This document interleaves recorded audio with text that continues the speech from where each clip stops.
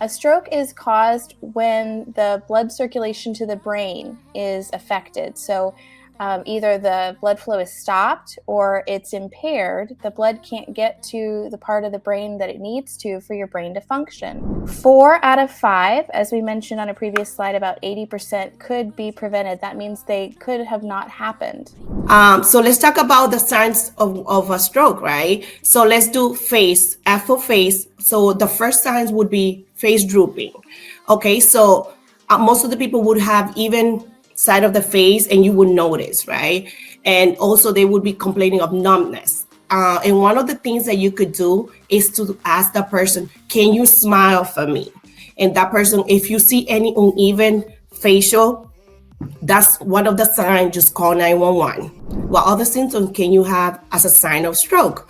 You can have numbness, sudden numbness or weakness of the leg, arm, or face. Most people think it's only the arm, but can be the leg as well. Sudden confusion or trouble understanding, like they are confused, they're not able to understand what you're saying. Therefore, it's always to always say something very simple, so to make sure if that person is really having trouble understanding.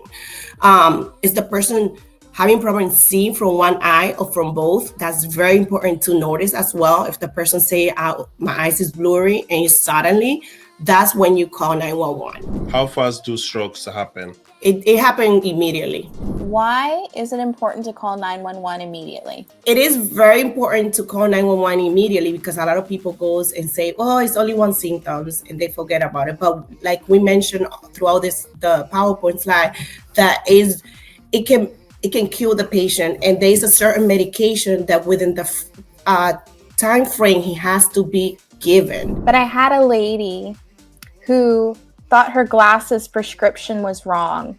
She had a sudden change in vision, but she thought, oh, it's just time for me to go get my eyes checked. I haven't had my eyes checked in too long. Well, so she put it off another month or so. And by the time she went to the doctor and they looked at her eyes, the eye doctor, they came out and said, ma'am, I'm sorry, you need to go to the hospital right now. There's been something, we can see something's blown out in your eye and you need to go get a brain scan right now. So that's an example, a real life example.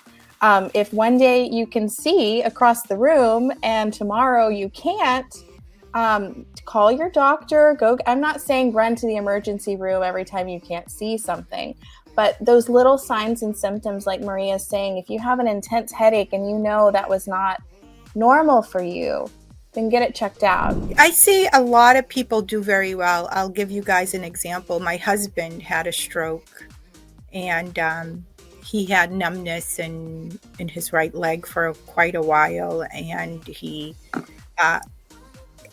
the most motivated person I know, and he not only went to rehab, but when he came home, he did his own therapy, own rehab, and now he's a fully functioning. There's a new question that came in the chat. It says, how can we as a community help to prevent and manage stroke?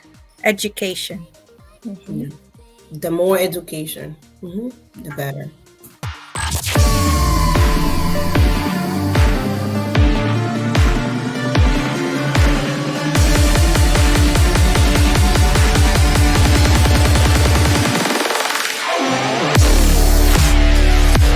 First, we'd like to welcome you on behalf of Heart of a Giant and Empowered to Serve through the American Heart Association. Yesica and I and Buba are part of the Healthy Hearts Communities program. Thank you, Sarah, and welcome to everyone again. So we are very excited about this series, and we just wanted to share a little bit about who's inviting you here. So Heart of a Giant essentially is a foundation we founded in Boston, and our goal is to really help everybody deal with chronic heart diseases, whether it's the patient or the support systems, and then also engage in the community in this process. So if I were to ask everyone in the audience if you know someone who has had a stroke, I'm pretty sure that most of you would raise your hand. Strokes are very prevalent. Every 40 seconds, here are the stats. It says that every 40 seconds, someone in America is suffering from a stroke, 80% of those could be prevented, and stroke kills 180 people per year. That's about 1 in every 19 deaths. So that's how prevalent strokes are, and that's why we're going to talk about it today. So what is a stroke? If you are not really sure what causes it, you're probably not alone. Since it is something that affects so many people, we just casually say the term stroke, and you may not really know what that means. A stroke is caused when the blood circulation to the brain is affected. So either the blood flow is stopped or it's impaired. The blood can't get to the part of the brain that it needs to for your brain to function. Blood, of course, is carrying the oxygen, the nutrients that your brain tissue needs to function. So a stroke happens when the blood flow is affected by anything. It could be a trauma. It could be a blockage. Like most of you have probably heard of the ischemic stroke, when the clot or fatty acid plaque builds up in your arteries, then that can cause the blockage that affects the blood flow. So there are at least 3 common types of strokes on the slide here. There are a few others that are a little bit more rare, but if you know someone who's had a stroke, these are the types that are most common. The ischemic we've talked about is where the blood flow is blocked by the clot or a plaque. There's a hemorrhagic stroke. That's the brain bleed that could be a traumatic accident, as I mentioned. And then a third type is a TIA, or what's known as a mini stroke.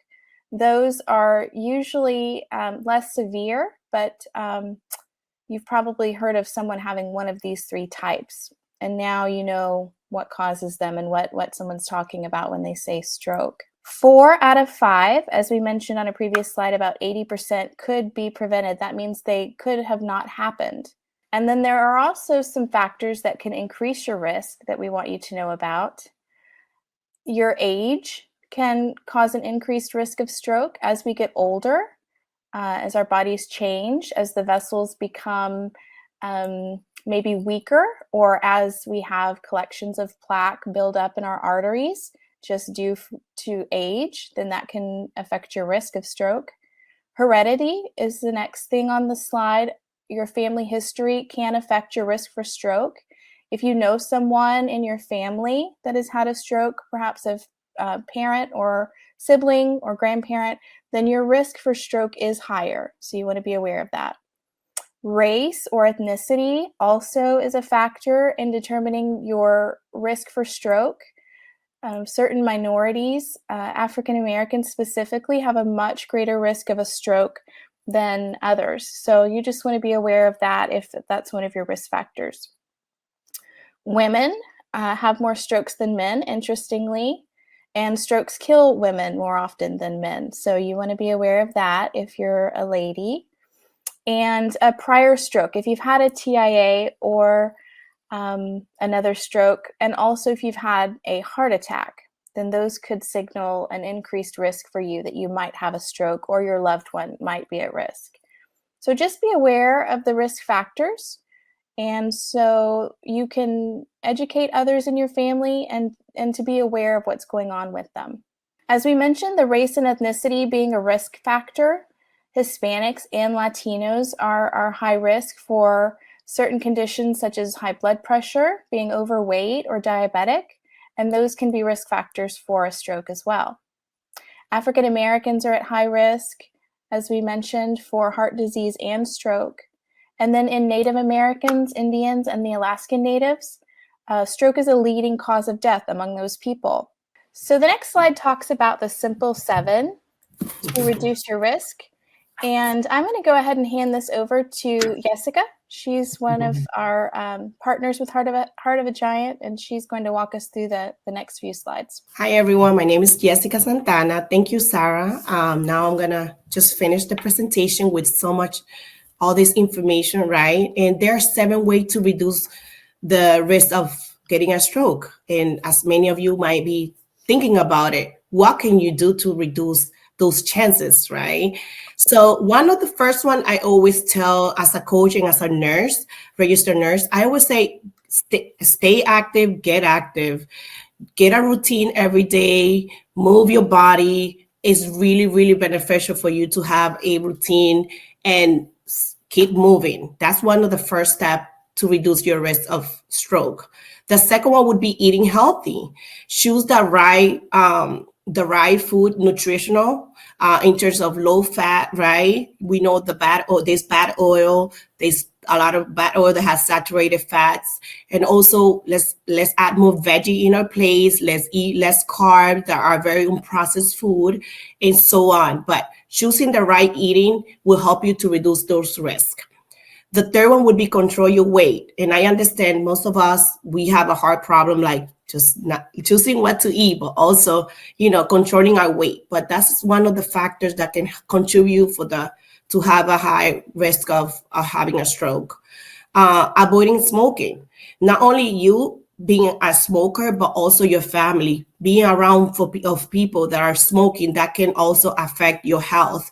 So just communicate for your loved one that you're around, not to smoke around you if they decided to keep doing that lifestyle. Manage your cholesterol. That would be the fifth steps.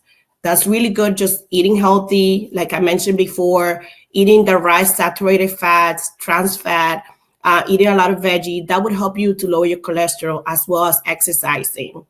Maintaining your blood sugar, your blood pressure, and your blood sugar is very, very important, because we know the blood pressure is one of the main risks that we have that can usually lead to a lot of disease and cancer. But it's also very important for you to get regular checkup with your doctors and also take your medicine as prescribed. All right, so let's talk about the stroke warning signs, and this is very important to know. This word is very, very. I want everyone to know in this webinar to learn these words, because it's very important. This can prevent death in your family and save your life. So let's start with FAST, which is stand for face, arm, speech, and time. All right. So FAST is an easy way to remember the sudden signs of stroke, and it would help. As soon as you get one of those signs, you get to a phone call and call 911 right away. So let's talk about the signs of a stroke, right? So let's do face, F for face. So the first signs would be face drooping. Okay, so most of the people would have even side of the face, and you would notice, right? And also they would be complaining of numbness. And one of the things that you could do is to ask the person, can you smile for me? And that person, if you see any uneven facial, that's one of the signs. Just call 911. The other sign would be arm weakness.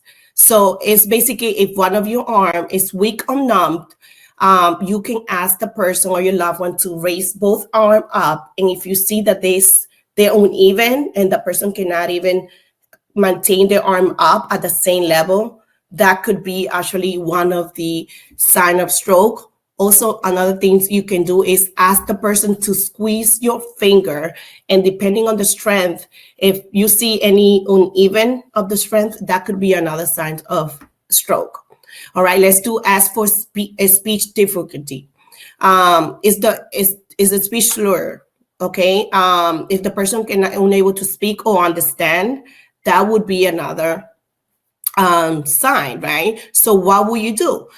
You should ask the person to repeat simple questions such as, the sky is blue, right? And you will know if the person is really like having difficult talking or saying it, and you will know this is another sign of a stroke. The last word is T for time, and that is the time to call 911. Let's not even think about it. Just take the phone call and call, because it is very important that you call 911 and get this person right immediately to the hospital. And also another thing that I always tell everyone that I educate is to always make sure when those symptoms started, because it depends on what medication the doctor will give this patient to being able to save their life. All right. So most of you might ask, oh, okay, what about if I don't have those symptoms? But let me tell you, what other symptoms can you have as a sign of stroke? You can have numbness, sudden numbness or weakness of the leg, arm, or face. Most people think it's only the arm, but can be the leg as well.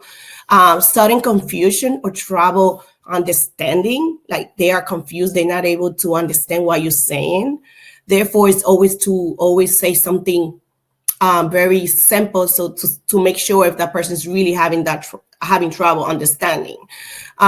Is the person having problem seeing from one eye or from both? That's very important to notice as well. If the person say, my eyes is blurry, and suddenly, that's when you call 911.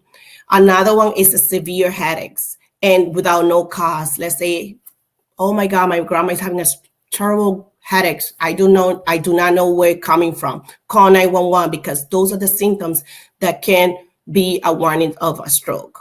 So if you think you're having a stroke, call 911 the soonest you can get for you to get medical help.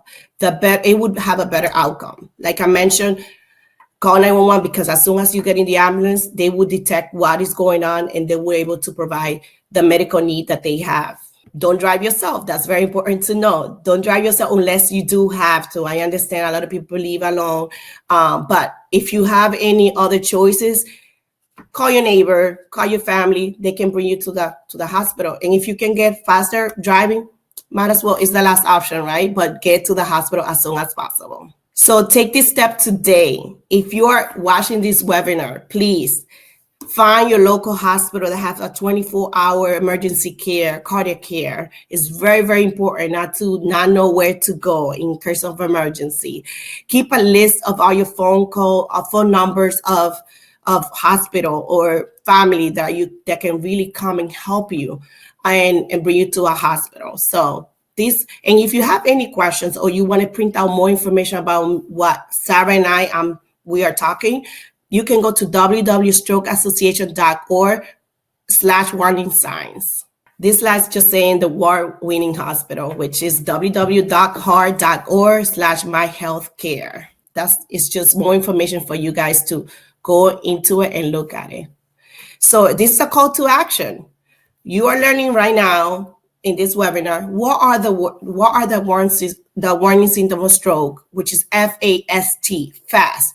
Don't wait. If you have those symptoms, call 911. But not also that, share with at least 5 friends about the opportunity that you are learning right now, and share with your loved one. You probably can be saving their life as well.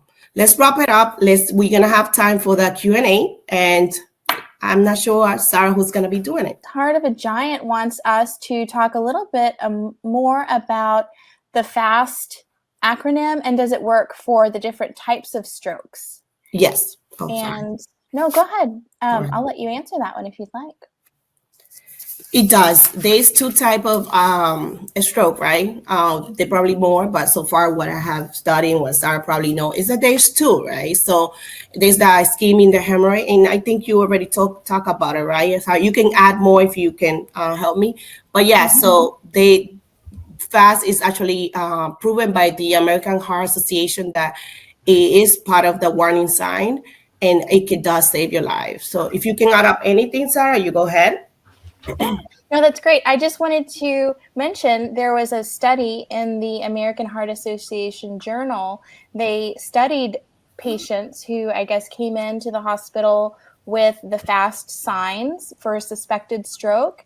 And they found out that FAST assessment, if you will, gives an 88% sensitivity for detecting a stroke. Now, there are some types of stroke that maybe that face, arms, and speech won't signal. And that's why we had the other slide talking about the different signs. We had the changes in vision, or the sudden headache that was really severe, Yesica talked about. So those things you won't pick up with the FAST. But again, 88% you can pick up with that determination that the American Heart Association journal found. So that was what I wanted to add. Looks like we have another question here. So can someone have a stroke and not show signs on the FAST exam? And the answer is yes.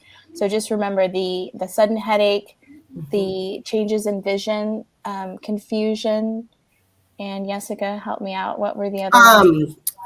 We say headaches, weakness, sudden of the Weakness. arm, face, and leg. Because a lot of people say, "Why my legs?"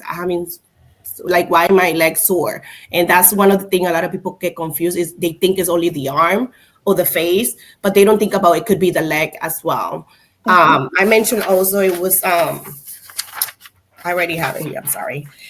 Seeing, you already mentioned seeing headaches, numbness of the face, and having balance. That's something that we thank you for asking that question. Lots of balance and coordination. That's something that is very, very that can be one of the symptoms that a lot of people cannot know at the time of a stroke. But it's good And we have someone attending Idongesit. She mentions that in women there are sometimes different presentations. So women may have atypical signs such as jaw pain, and women may not know until it's too late. And that goes back to the slide where we talked about your increased risk, and women have an increased risk of having a stroke and then also of dying as a result from the stroke. So that's a great point, Idong, that it may be the signs that we're missing and we may not detect it until it's too late. And Maria, one of our attendees, mentioned there are silent strokes. There may not be any signs and symptoms, right? The next question was, how fast do strokes happen? It happened immediately. Yeah, most strokes happen very quickly, and brain damage actually can occur within minutes, they've shown. So that's why Yesica was telling us about call 911, be fast. You want to make sure to get the fastest treatment you can. If the ambulance can come and determine what's going on, or if you can get yourself to the hospital immediately, that can possibly prevent some of the brain damage. So great question. Yeah, and that led us, I think, to the next question about so how do we know for sure? How do we diagnose or test a stroke? The sign can show, but like you said, sometimes it could be a silent one, or it might not look severe. So how do the doctors test or get to know that this is really stroke and how bad it is? I can definitely speak to that. So it really depends on the presentation. Again, depending on the signs and symptoms, some may have no signs and symptoms, and then vice versa. We may have such as one-sided weakness, where it's pretty obvious, I guess, that someone's having a stroke and we need to act fast. So it's important for the doctor to do an assessment. That's number one when we're determining what's going on and how serious is it, and is it a stroke. So you need to get to a doctor to check you out. But once the doctor does the assessment, they may order scans of the brain. They might have a CT or an MRI to look at what's going on in the brain.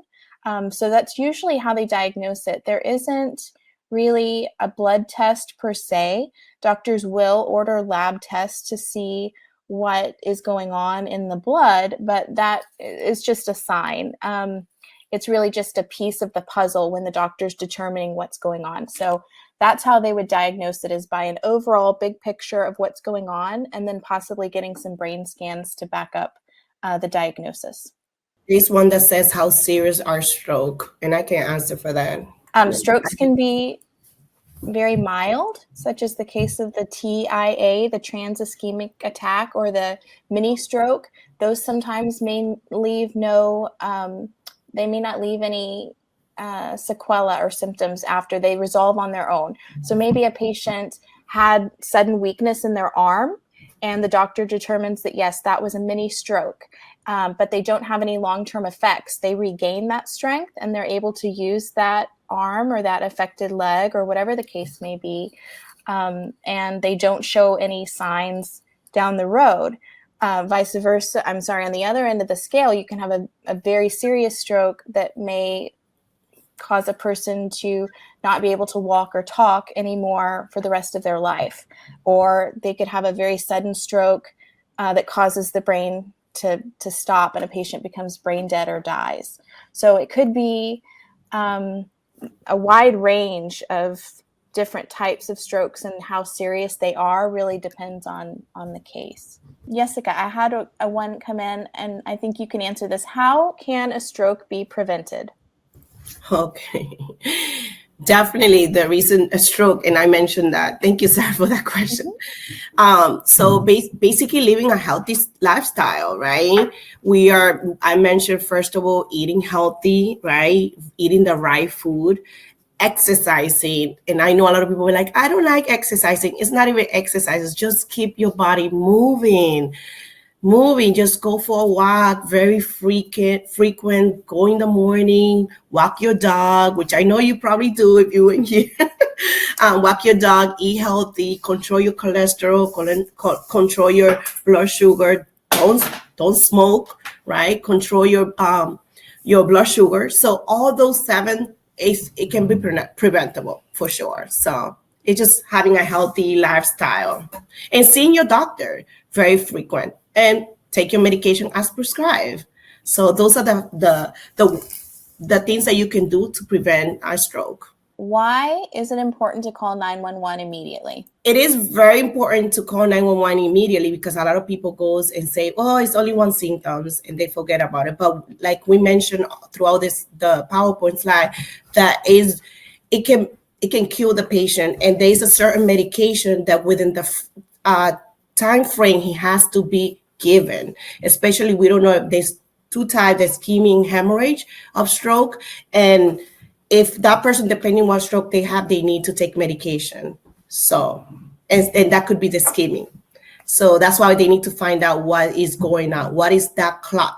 Because that medication can take that clot out of the brain and reduce the chances of dying or having a long-term disability. Okay. That's great. Yeah, I'm glad you mentioned that. That's really important, I think, for our audience to know, is that there are some things the doctor can do if you get there in time. You said they have to give the medicine in time to be able to target the clot. So I think that's great that our audience heard that.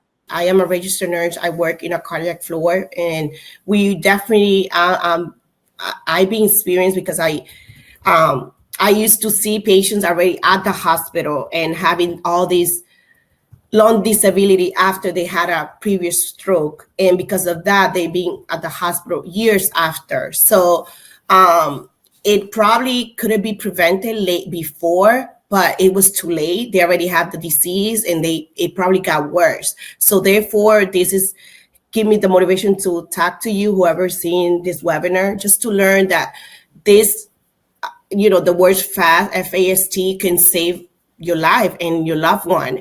And just by knowing what to do and calling 911, because a lot of people just don't want to call 911 for all the other reasons. Just call 911 as soon as you see one symptom, because this can literally affect this person's life. And with COVID, I saw a lot of patients as well that they never went to the hospital because they were scared they were having stroke, but they were scared. They were having those symptoms, but they were scared to go to the hospital because of COVID, right? And it just got worse. And therefore, I'm here to give you my experience with patients that, just call 911, and hopefully you can save your life and live longer. So. Mm-hmm. Great.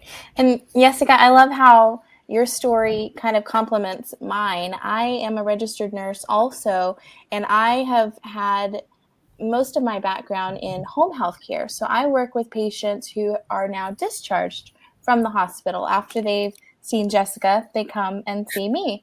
And I help patients to maybe rehab from a stroke with at-home physical therapy, at-home occupational therapy.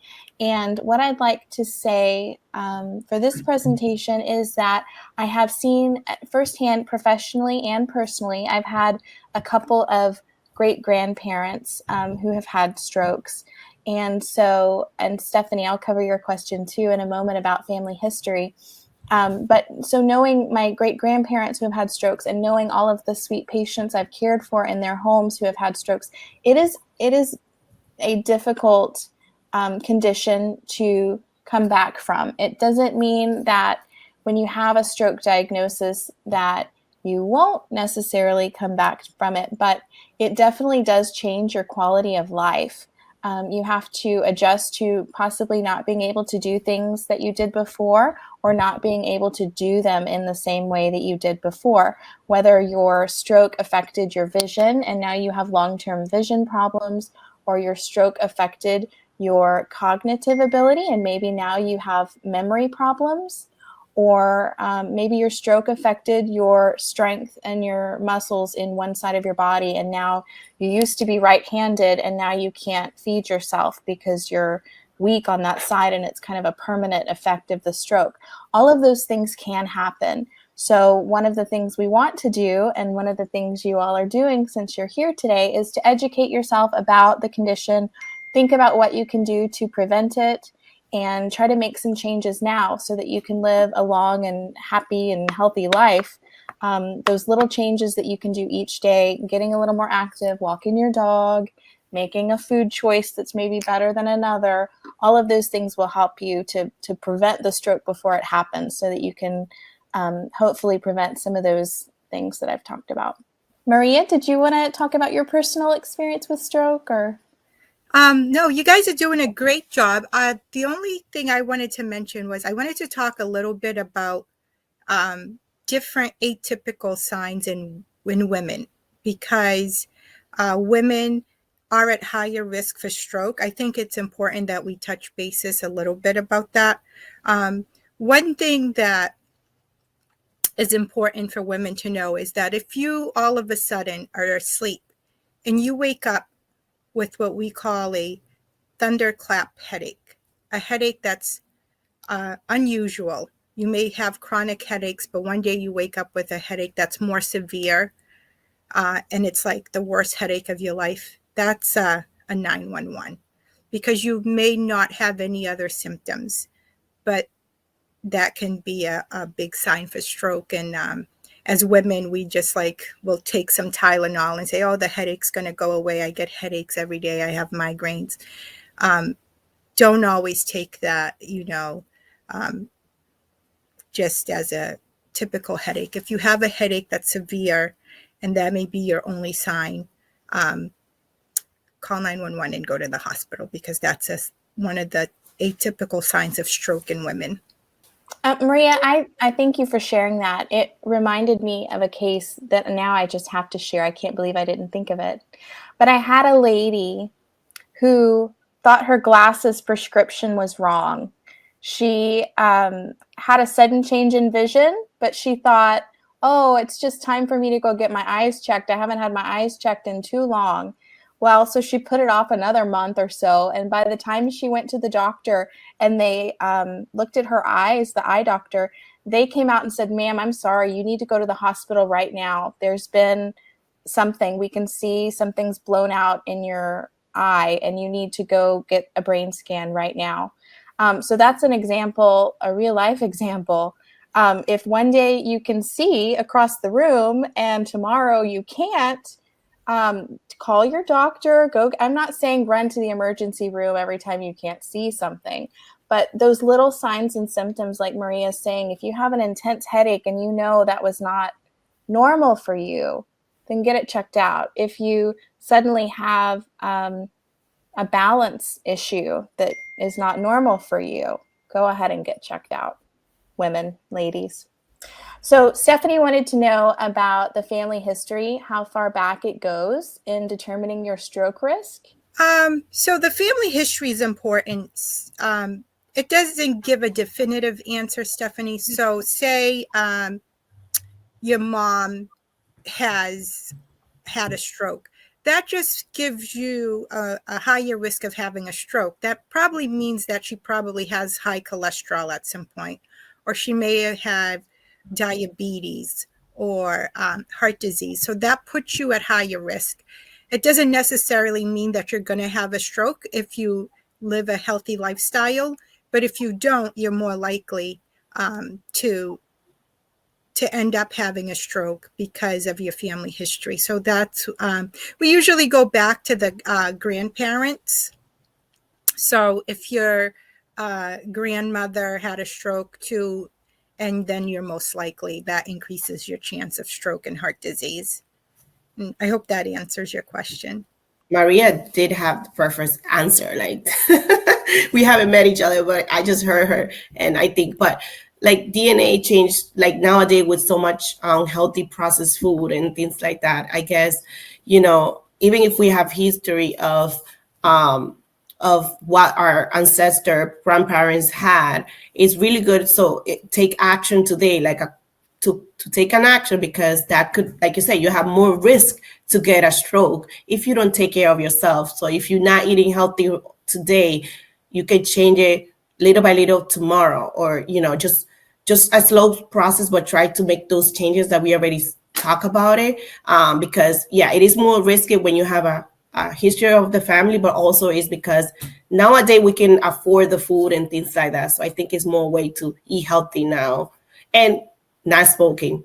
That's a personal choice that people should choose not to smoke, because that's the biggest risk as well. So I have a question. My name is Buba. We have I think that I understand the dangers now of stroke. I didn't know as much, and understand some of the factors. But I also wanted to know. I also heard of many folks that did have a stroke but continue to live fairly well life. Or and this goes from people that are from all walks of life, including I guess corporate workers to one of my track and field hero, Michael Johnson, who also had a stroke but had to go back and be active. So I wanted to know if it was possible to live a fairly okay life or normal life after, and then also what are the factors that can, in the event it happens, what are the factors that can support the recovery and maybe the post event. The first part, Booba, was can you have a normal life, or can you go on to carry on with a good life after a stroke? And the answer is yes, depending on the type of stroke. And even if you have a serious or severe stroke that's affected maybe a large part of the brain or an important part of the brain that is responsible for your daily functioning, if you have the right treatment, I would say, and aggressive rehab, if you have physical therapy that you work with, or speech therapy, if you now have a problem finding words or speaking, speech therapists can work with you to recover some of what you've lost. Yes, I would say that you can. There's a lot of factors that affect your recovery.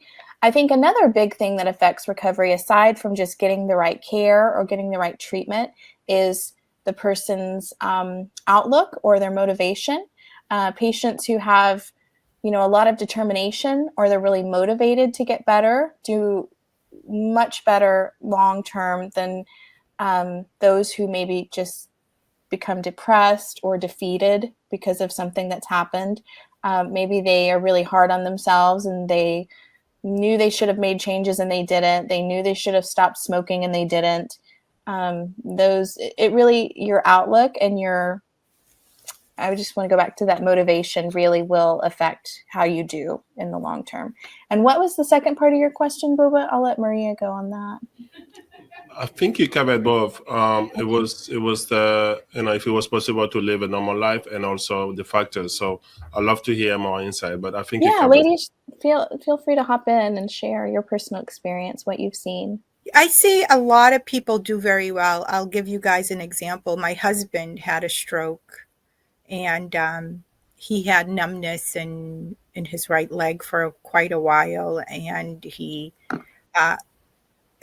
the most motivated person I know, and he not only went to rehab, but when he came home, he did his own therapy, own rehab, and now he's a fully functioning, and he's back to work. And so again, like Sarah said, it depends on the person and how hard they're going to work. Some things you can't get back depending on where the stroke is. So if you lose your vision, there's really not much you can do to get that back. So depending on where the stroke is and how much weakness and paralysis you have. But most people will adapt as humans, we're good at adapting. So we learn new ways to have the best quality of life. So most people, will live after a stroke, and they can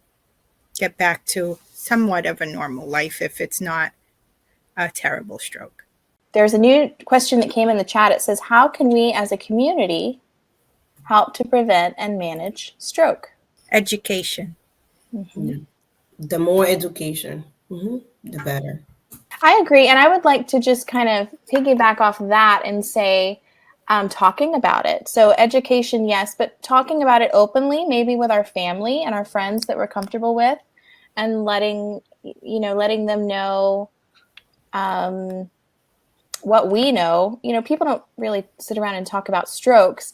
But if you have an opportunity to have a conversation about that, if you're talking with a family member about a doctor's appointment they went to or a new issue they have, that might be an opportunity to work that in, as opposed to just saying we can educate the community in presentations like this, very formally. We can also educate each other in informal ways. And I think that would be one way that we could help.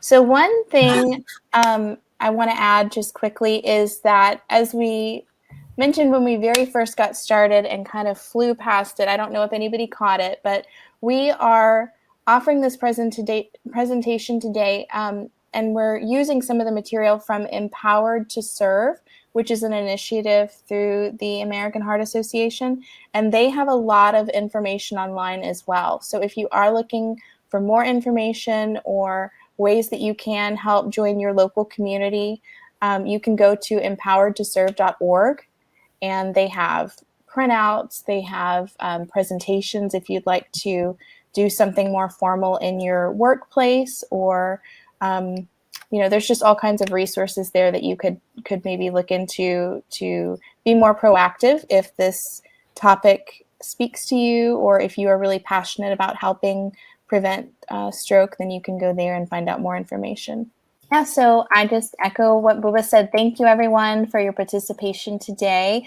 They were excellent questions. I think we learned more from the questions than we did from our slides. So thank you all. It doesn't matter how much you learn if you're not going to share with your families and friends. And I hope this webinar is beneficial for you and your family. It can save a life. And, we're just very happy that you took your time to be here, and enjoy your day. Thank you for being here.